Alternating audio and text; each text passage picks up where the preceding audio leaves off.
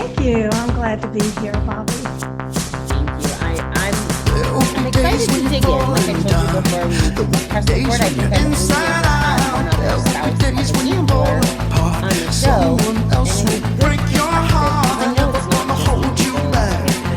I'm always gonna have your back. Sometimes it's about you. I haven't had it go on the journey from that lens. So we'd like to start wherever you would feel comfortable. Yes, great. Well, thank you. I'm sort of new at telling this story publicly. Obviously, it's important to have people around you that support you where you're going through something. But I'm Elaine, and I was married for 18 years to a man who had a gambling addiction. And it was interesting for me because looking back, I just see so many things I did not see when I was in it. I think the first thing is I was very naive. I didn't grow up around people with addictions. There were, I would say, alcoholics in the family, but they were distant relatives and I was rarely around them. But gambling, no. And, growing up, we didn't have much disposable income. So it never occurred to me. So when I was dating my ex-husband, we would go to casinos. We would go to these wonderful places and we would have the red carpet rolled out for us. And I thought, wow, this is special. There were things that happened that I didn't think too much about. And here's an example of that. So we were at a casino and we had dinner planned at 7:00 and we went with his brother and his wife. And so at 7:00, the three of us are sitting at dinner and he's nowhere to be found. And so we're trying to reach him, call him, and he called about 3 different times. I'll be right there. Well, he never showed up at all. That was sort of a first sign because he was in the casino the whole time. And there was sort of a high around these experiences that it was like, I've got to beat him. I got to beat him. But I had no clue. So I just thought, well, he got distracted. So I overlooked a lot of things from the very beginning and a lot of signs that were very telling that just went right over my head. So that was sort of the beginning. And there was other gambling in this family also. I loved his family, still do, and still a part of it. It was all a journey. That was the beginning of the journey, I would say. It's interesting. You just had me totally flash back to when Wendy was talking. She said the same exact thing. There was not addiction in her family. And I wouldn't have made that correlation between maybe not seeing the warning signs if you haven't been exposed to the manipulation and the lying and the changes of behavior, like all of those things. Like to me, they're very obvious because I study and live in this world now, but I never thought about that. So I'm glad that you're bringing up that point for the folks out there. As women, we have our little guts telling us things. And the fact that you can recollect them now implies to me that you were like paying attention. It's just the dots weren't connected. Is that a fair statement? Yes, I would say that's very fair. And a lot of times things would be around special occasions, like New Year's Eve was always in Atlantic City and just lots of fanfare and gifts in the room. And the other thing that didn't connect to me either is that you don't get that kind of treatment at these casinos unless you're gambling with a lot of money. And that was another thing that I didn't really understand either. And my Joe, I'll call him Joe, he had friends in the business, friends he had gone to college with. So, and they were in management positions in some of these casinos, and some of them are chained. So they had, connections at the chain for casino chains. And so part of me just thought, oh, they're doing this because they're college fraternity brothers. And so I thought that was really kind of cool. But again, it was another kind of sign that I didn't pick up on. Like, you don't get picked up in the airport with a fancy limousine that's stocked with all kinds of things, food and liquor and go into a special room when you get to a casino where they check you in with bountiful food. And so there are a lot of things like that just, I was naive. I didn't quite understand the depth of it all. Well, I think with him having friends in the business, I think that could happen to anyone. I mean, that would be a fair assumption.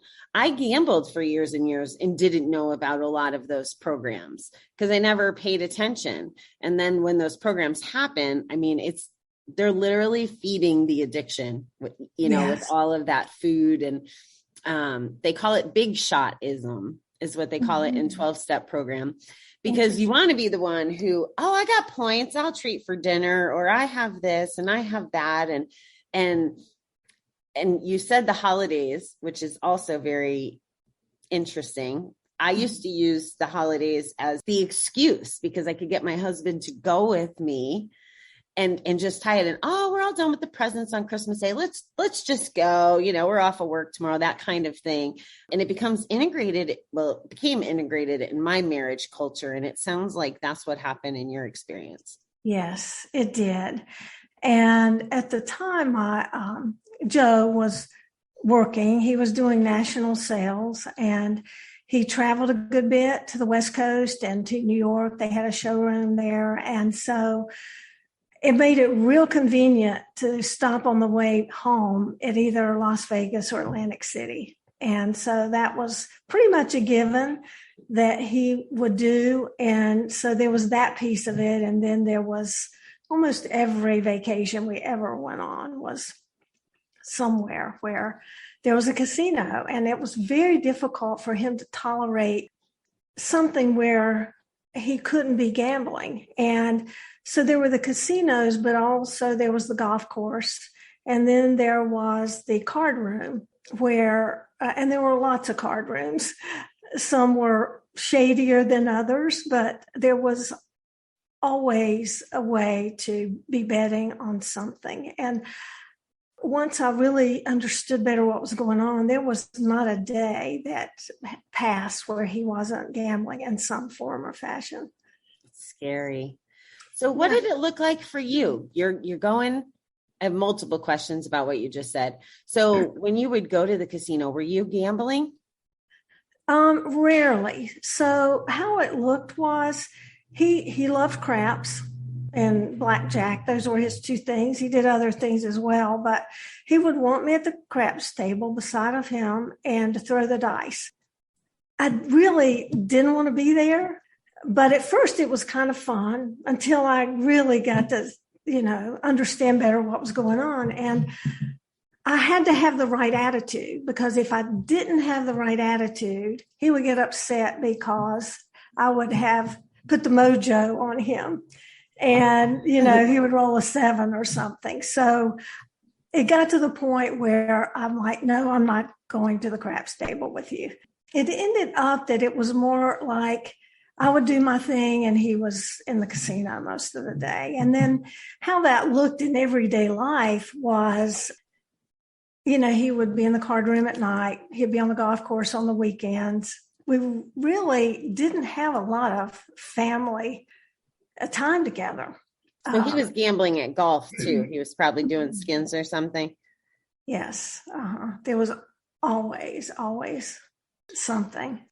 Yeah. I just relate so much to the stuff you're saying. Like, I feel like I have a big neon sign saying guilty over my head as I hear you talk, being the driver of like me being the Joe. So it's a little painful to hear you talk about it, quite honestly, knowing that I did those things. You talked about him traveling, and sales jobs are the easiest to hide our gambling because we can just go and because of the travel and stuff, it's just kind of implied.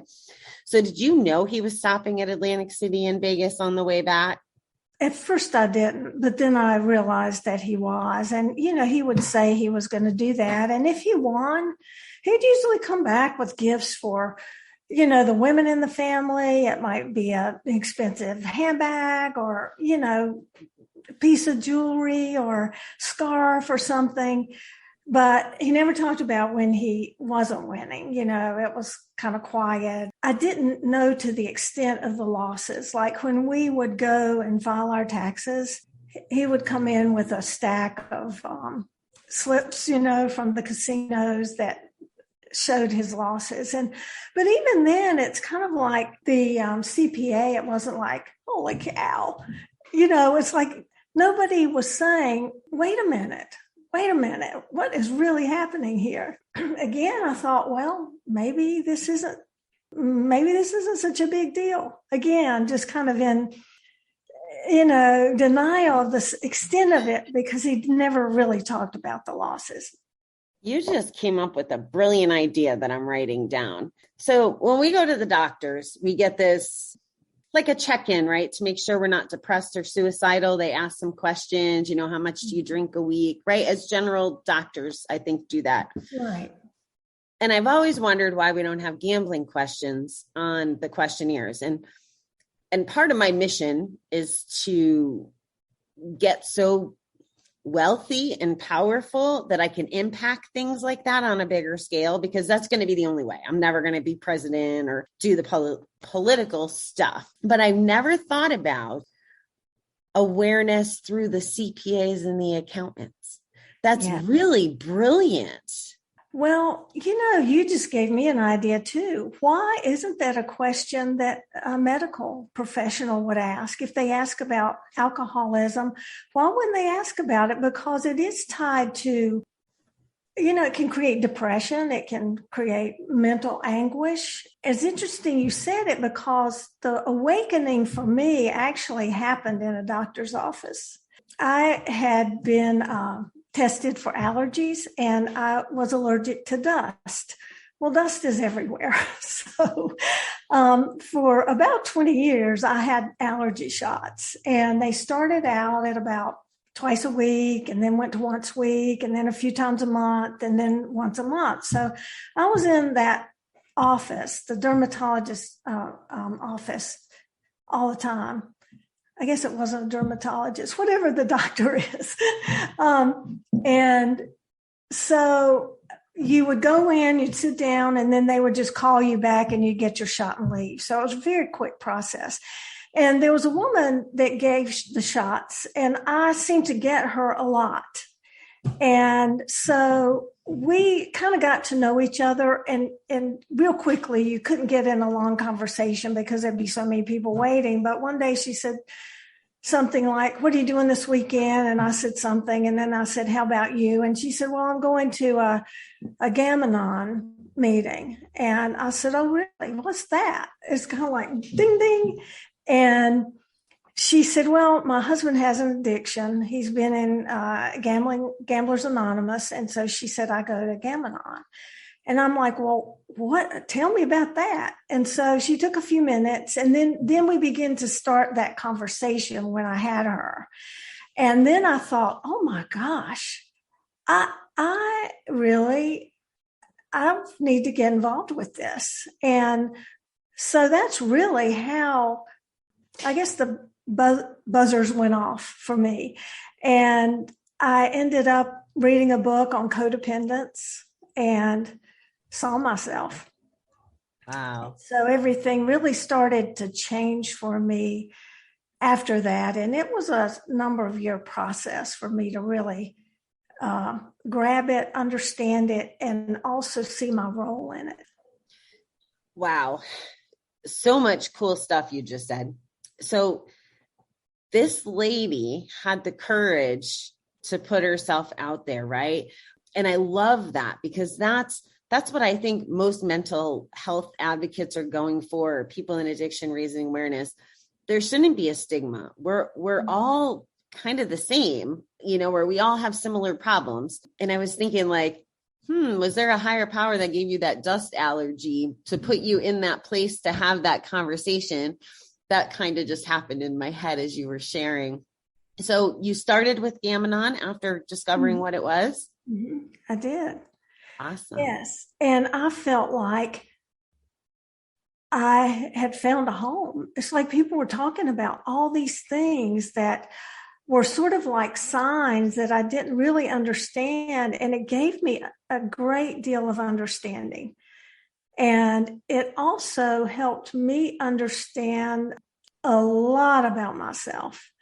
And so I began on with my own journey, and a therapist helped me with that, and I began to become stronger. And an example of how I was is, so when there would be things that my family would want to do, and he wasn't there, or I would say, oh, well, he was visiting with some friends, or, I made up this stuff. I mean, it wasn't exactly a lie, but his friends were in the card room, or they were on the golf course or something like that. But I found myself, in denial. I wasn't really telling the truth.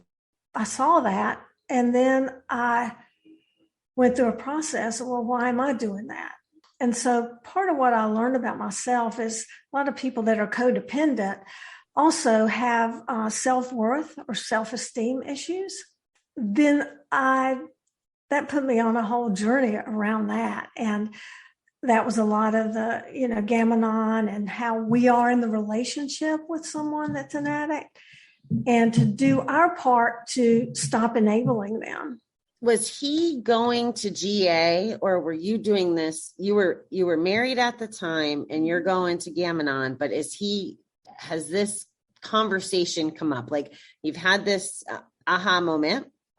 How do you approach him? What does that look like? Yeah. So I told him what I had learned, and that I was going to start going to Gam-Anon, and that I would like him to go to Gamblers Anonymous. And I said, would you go? And would you learn about this? And I didn't know if I could go with him to Gamblers Anonymous. Actually, I still don't know the answer to that question, but I knew that he needed help. He would not. He was never interested. He never thought he had an issue. He always thought he could stop. I kept going because I wanted to heal. And I did meet with his father and some other family members, and they were in denial, just like I have been in denial. And I wanted my father-in-law to go to Gam-Anon, and invited him to go, and he wouldn't go. So nobody in his family would go. And so there was just big denial all the way around. And I felt kind of alone that I didn't have that support from anyone there, because it was like, oh, well, he'll stop or he can't stop. I have to tell you, I am so proud of you. Like, I'm proud of you from the beginning part of taking action and taking care of yourself. But now when you talk about battling it alone, like, I'm just more flabbergasted. Like, good for you. Like, I really am just proud of you. And I can answer your question, by the way. Oh, good. There's open meetings and closed meetings. Okay. So in an open meeting, it can be Gam-Anon or GA members. In a closed meeting, it would be just one or the other. And then depending on where, and COVID's kind of changed a lot with Zoom meetings and stuff. I was lucky enough to participate. We do a once a month meeting in Kansas City where Gam-Anon and GA came in the room together. And that was pretty interesting, right? Because it was a safe place for the exchange to happen if both spouses were in the program. So wow. Big learning, right? Could you imagine if you were able to ask another gambler, not your husband, X, Y, and Z in front of your husband? Like, it was some powerful things happened in that room. Wow, I can't imagine. It sounds like it was very cathartic. It was. And cathartic maybe as well. Well, it's really impressive. That was one of the rooms that consistently just operated with dignity and class. We never had any drama or, like, we were really able to communicate well. We were one big family in that area. It was pretty amazing. So it's good when you can have that open mind and all of that and those resources, because it keeps everybody going. Like, once you're friends, you want to go to your Gam-Anon meeting, right? Like, you want to see Sally and you want the update.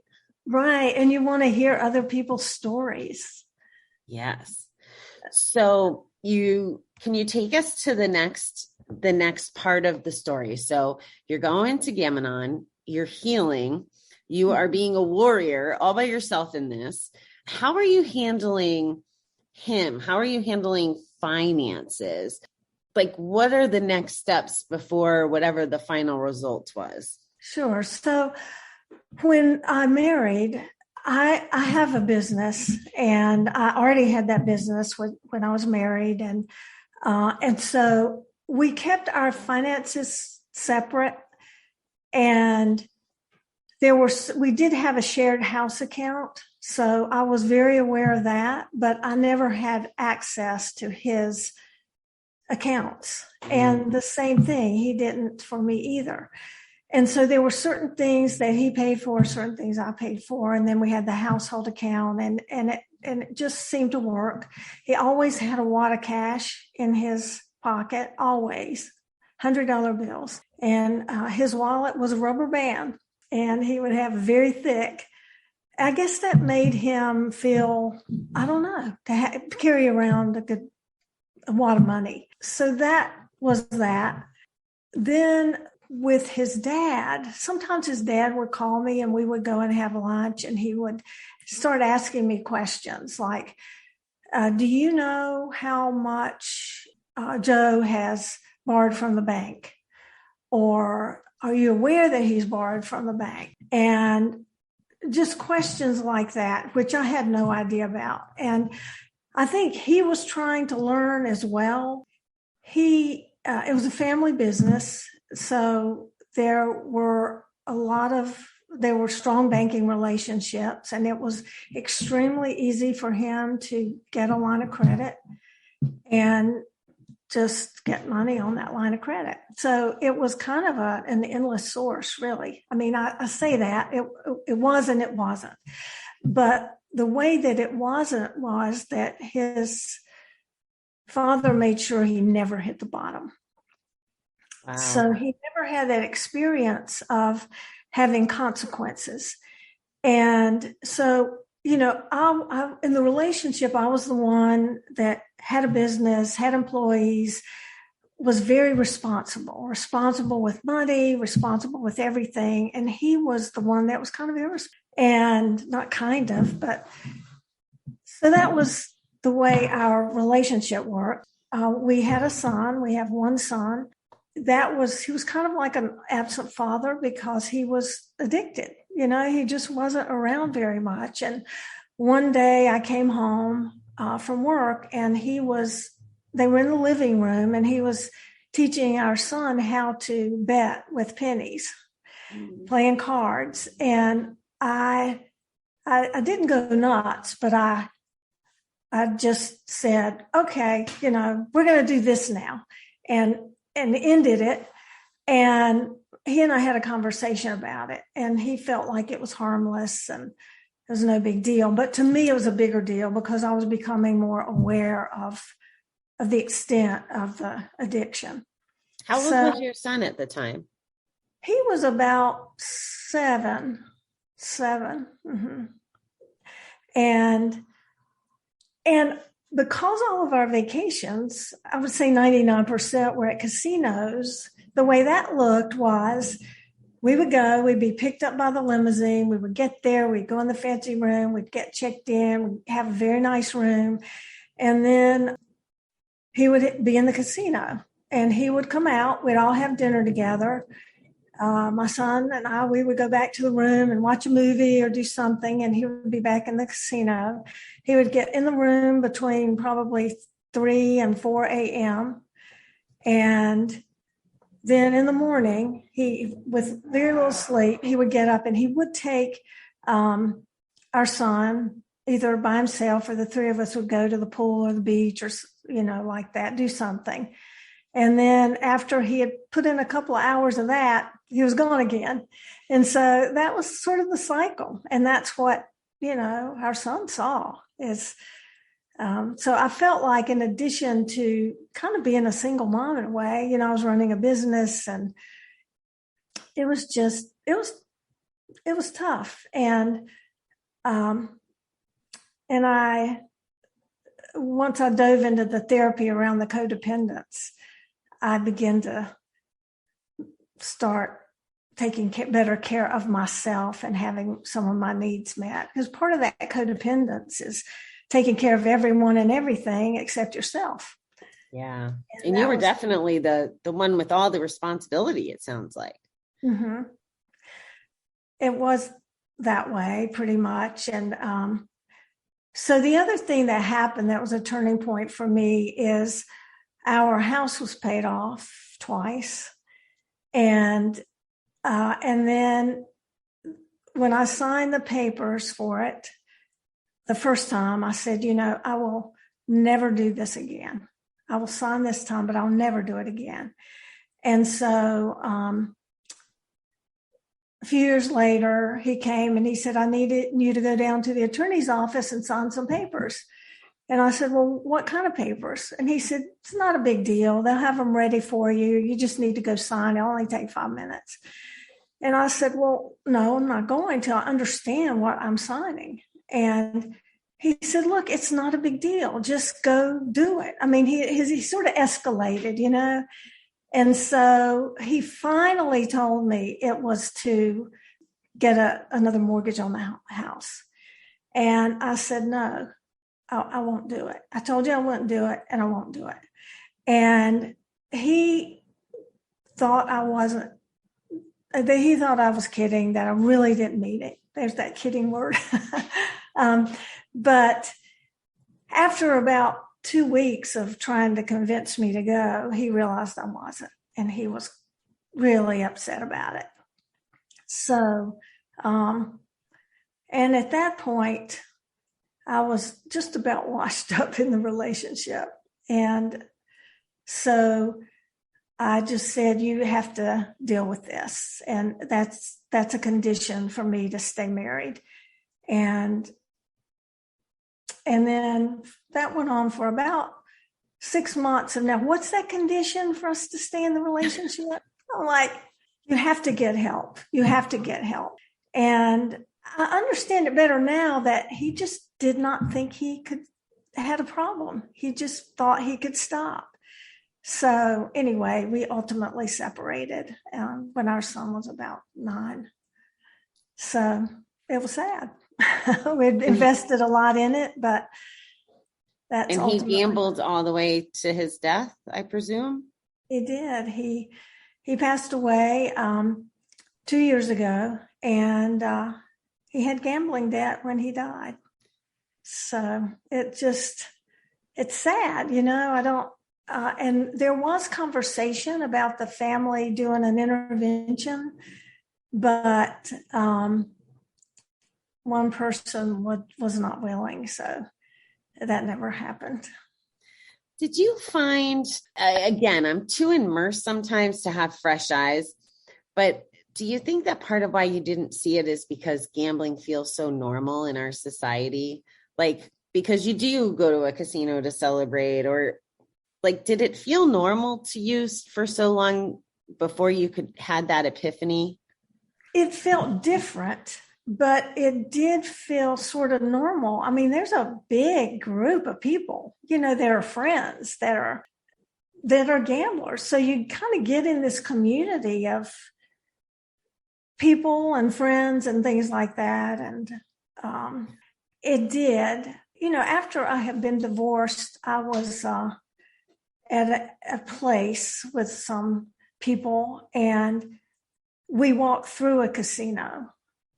And it had been probably about 4 years since I'd been in one. And I had this crazy experience. I just started crying. It felt like I don't know, maybe grieving or something, because it was a place I had become so familiar with that hadn't been in my life for 4 years. It was just a weird, bizarre thing, that experience that I had. And it wasn't like I don't know, it wasn't like I missed it, I guess, but it was just, I was familiar with it. It was home in a way. I could see that. When you first said that, my instinct was, more like grieving the marriage, grieving the things, and then maybe like blaming the casino. Like you stole my life from me. Like that's what popped in my head. Now I could be completely wrong. They were your feelings, but that kind of concept makes a lot of sense to me. Even if it wasn't you missing the casino, there was a lot of loss that you experienced. Yes. Yeah, that's an interesting thing. It did take a big part of my life away. Yeah. How does your son do with gambling now? Like, is he an adult now? And like, does he have any if I'm off limits, you just tell me I'm off limits. He saw his dad for who he was. Unfortunately, it had him grow up so much faster. And when we divorced, and Joe wasn't all that interested in spending a whole lot of time with him, which broke my heart. And it was hard on him, hard on our son. And so he had built up a lot of resentment, and there were challenges in their relationship, and he was just an absent father. And he considered, when our son was growing up, if I would say, I'd really like to go out with some girlfriends, let's just say a Saturday, could you be with Elias? And he would say, I'm not a babysitter. And I would say, that's right, you're not, you're a father.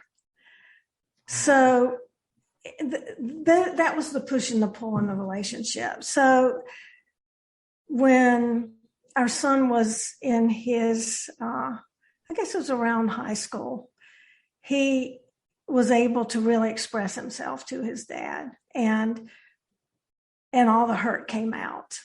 And so their relationship had a shift at that point. And it was a shift really where our son seemed to become more the parent and his dad more the child. And so when his dad was, he had a terminal disease, and our son was there with him every day, every morning to be with him. And so they were able to build on something.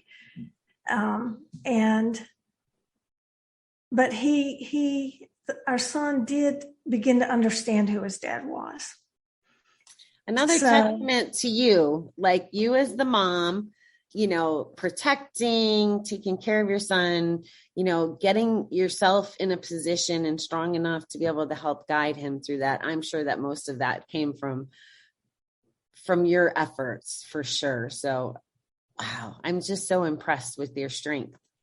Oh, it's something that you don't know you have the strength for until you're in it. And, with a child, it's just mother's instincts to want to protect them. And I also realized through my own therapy that if he could see me strong, then he would be strong. And when his dad would call me, and, he wasn't always very kind to me, and was very upset that I ended the marriage. Our son would hear me say, I'm not going to stay on the phone if you continue to talk to me like that. If you want to treat me with respect and talk to me normally with respect, I'll stay on the phone, but otherwise I'm hanging up. And sometimes he would see me hang up, and then eventually, my ex-husband did get a little more respectful, but so the therapist told me one thing that was extremely valuable to me. She said that when your son experiences these hurts, when, his dad says he's going to come pick him up, but he calls and something came up, or he's late, which would happen all the time. She said, don't tell him that his dad loves you very much and that he doesn't mean to. Because she said, you don't want him growing up thinking that that's what love feels like, that it feels like hurt and it feels like broken promises. So, I never did that. After she told me that, I was more authentic and realistic about his dad and what he was capable of. And so that was really helpful to me in raising my son. I think that's probably helpful to a lot of people, because that was just a huge nugget for me to receive.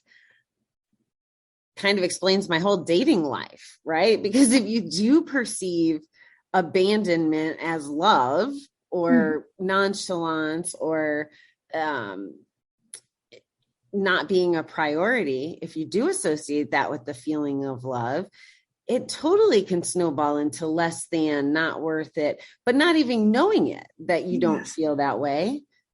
Yeah. And, I think sort of on a spiritual level, we sort of attract people we need lessons from. And so, we do tend to attract what we put out. And so being healthy and getting the help and the therapy or whatever kind of help you need, Gam-Anon, Gamblers Anonymous is so valuable because it helps us find a purpose and it helps us attract into our lives what we want that supports our purpose and our happiness. Exactly. So what would you say, Miss Elaine, I guess to both audiences, I would ask this: the ones who have a hunch that something's wrong, and those that clearly know, like they know the impact, they're seeing it in the gambler's behavior, finances, whatever the things are. So what do you say to the ones with the hunch, and what do you say to the ones who blatantly know that they're married or they have a partner with a gambling problem? I would say, one, get a book on codependence. or go online and do some research. I would also say get yourself, even if your significant other or spouse are not at a point where they can get help for yourself. And then really try to find a way to get your spouse help as well. But you have to be healthy yourself. And that's really important. I think if I had understood how to set boundaries earlier in the relationship, I don't know if it would have had a different outcome or not. Or nope. Yeah. Nope. So it's because when we're doing it, it has nothing to do with our partners. You know what I mean? Like it really doesn't. It's not that we're trying to be evil and punish. Like I divorced my husband so I would stop hurting him and stealing from him. And I was taking household money. I was not being a good wife. He deserved a good wife. He didn't deserve a gambling addict, so it needed to happen. But as you were talking about the vacations on our honeymoon, because I always got us to a casino too, or at a gambling event. And on our honeymoon, we were in the Bahamas, and the Atlantis was there. And I know it well. We were gambling on the boat, just always gambling. Well, he had enough. It was our honeymoon, and I wanted to go in the Atlantis, and he was having no part of it. And then we used to drive truck together, and he'd wake up and I'd be in the casino, and I should have been driving. And eventually he threw me out of the truck politely. This was before we were married. And I go home to stay with my mom and go back to work in Connecticut. And 2 days later, I'm back at the casino because I have a free hotel room, right? Like what you're talking about. Yeah. And I win a car, and I call him up, and I'm all excited because I don't have a car, and it's a big deal. And he's like, "Where are you?" So he ruined that experience. But even if he had boundaries, like, I'm not going to marry you if you keep gambling, it wouldn't have stopped my gambling. Unfortunately, it just doesn't work that way. And I'm just kind of sharing some of the bigger moments, and I was very lucky. I mean, he loved and supported me like crazy, but he would stand behind me at the slot machines and, "Are you ready to go? Are you ready to go? Are you ready to go?" no, just one more bonus round, like the begging and the manipulation and, just not being the person I was capable of being, because my first love was gambling. It just, nobody was ever going to break that barrier. Was it something that your husband did that helped you say, I'm going to get help, or was it totally unrelated to him? I never got help until after you divorced? Yeah, I had gotten a job in Kansas City, and we were separated at the time, and we had to hurry up the divorce because I was leaving town, but I had seen him. And this is actually a silly little story, so I'm going to share it with you. But we were still friends, and we're still friends. His new wife doesn't like the idea of that, so we don't get to chat as much, but he's one of the people. Well, first, let me tell you the cute little divorce story. So I visit him and his dad for Christmas after we split up. He's out of the house, and I give him a gift. I don't even remember what it was. And he's like, well, where's my divorce? I wanted a divorce for Christmas. So I filed on Valentine's Day, and it was his Valentine's Day present. Oh, yeah. Oh, he is one of the only people consistently to this day, and ever since 2013, when I quit the first time, that when we do speak, he says, are you still not gambling? He still checks in. He cares that much that he asks those questions to make sure that I'm okay. Wow. That's great. He's a good guy. He was a good guy. Yeah. He did not deserve me. Not at all. But not in the way that most people say, he didn't deserve me as the gambling Bobby, I guess is a better way to say it.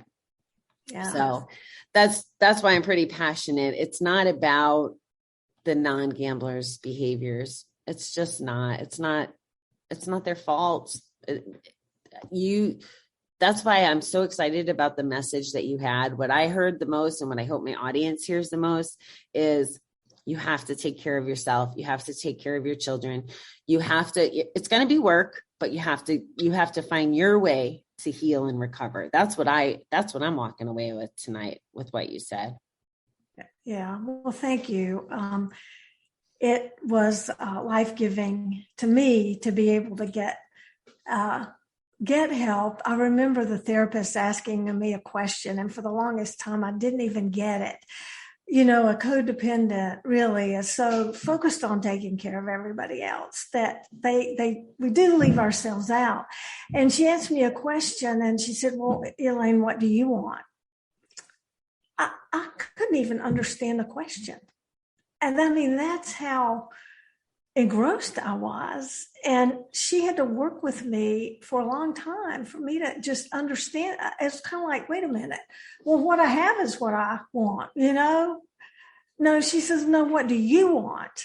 I couldn't separate myself from it until I could.